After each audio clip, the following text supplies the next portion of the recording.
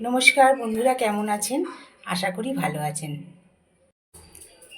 আজ আমি করে দেখাবো মাটন বিরিয়ানি।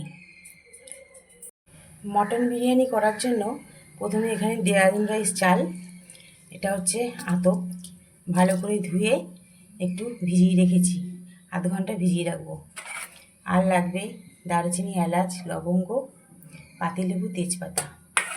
দিয়ে দেবো দারচিনি, এলাচ, লবঙ্গ, তেজপাতা, লবণ, দিয়ে দেবো তেল, কারণ সাদা তেল বা সর্ষের তেল যেটা খুশি দেওয়া যায়। জলটা ভালো মতো ফুটে গেছে, এবার এর মধ্যে চাল দিয়ে দেবো। চাল দিয়ে দিয়েছি, এবার দিয়ে দেবো পাতিলেবুর রস। তেল আর এই পাতিলেবুর রসটা দেওয়ার জন্য ভাতগুলো কিন্তু ভেঙে যাবে না, আর বেশ সাদাও হবে। ঠিক আছে, এবার এখানে কিছু জিনিস দেবো। প্রথমে দেবো অল্প করে লবণ, দেবো গোলমরিচের গুঁড়ো, দিয়ে দেবো ঘি, একটু বেশি করে ঘি দিতে হবে। এবার ভাতের সাথে এগুলো একটু মিশিয়ে নেব। ফার্স্ট পার্ট ভাত রেডি। এবার নিয়ে নিয়েছি মটন। মটনের মধ্যে অনেক কিছু দিয়ে ম্যারিনেট করব। এবার কি কি দেব তখন দেখাবো।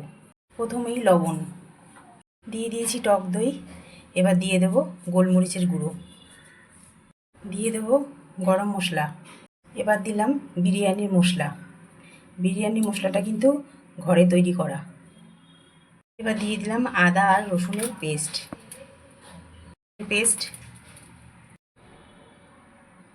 জিরের গুঁড়ো, ধনের গুঁড়ো কিন্তু খুব বেশি দেবো না, 1 চামচ করেই দেবো। ধনের গুঁড়ো দিয়েছি, কাশ্মীরি লঙ্কার গুঁড়ো। এবার এগুলোকে একসাথে ম্যারিনেট করে নেব।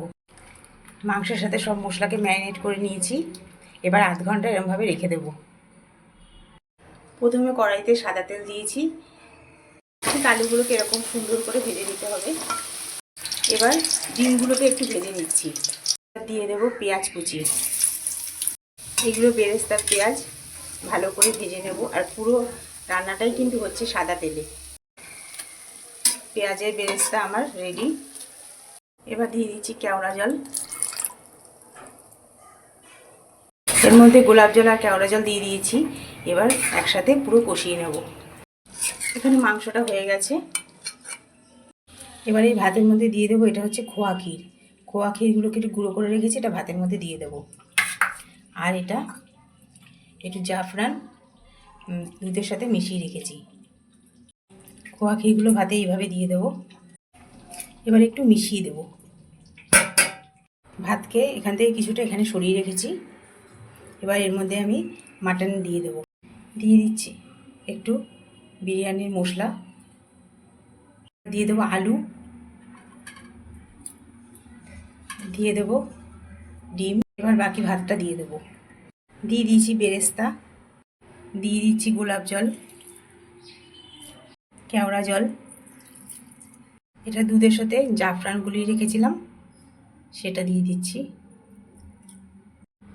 দিয়ে দেবো মিঠা আতর।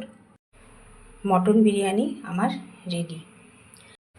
যদি আমার এই রেসিপিটি আপনাদের ভালো লেগে থাকে তাহলে একটি লাইক, কমেন্ট, শেয়ার এবং আমার চ্যানেল মনের ইচ্ছেকে সাবস্ক্রাইব করার অনুরোধ রইল।